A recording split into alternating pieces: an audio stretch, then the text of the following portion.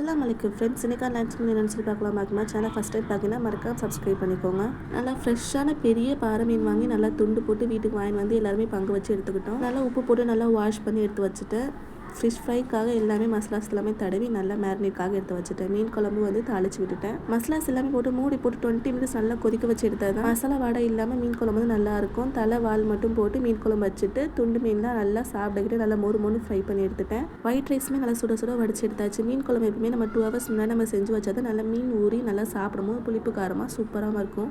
சூடான சாப்பாடு கூட மீன் குழம்பு ஊற்றி மீன் தலை வச்சு நல்லா ஃபிஷ் வச்சு சாப்பிட்றதுக்கு அல்ஹம்துலில்லாஹ் சூப்பராகவே இருந்துச்சு லன்ச்சு.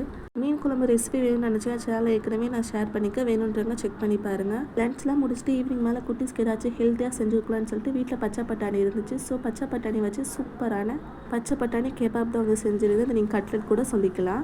நல்லா சுட சுட செஞ்சு எடுத்துகிட்டு இதை டீட்டெயில் ரெசிபி வந்து இன்ஷால்லா அடுத்த மினிட் வந்து நான் ஷேர் பண்ணுறேன். சூப்பராகவே இருந்துச்சு.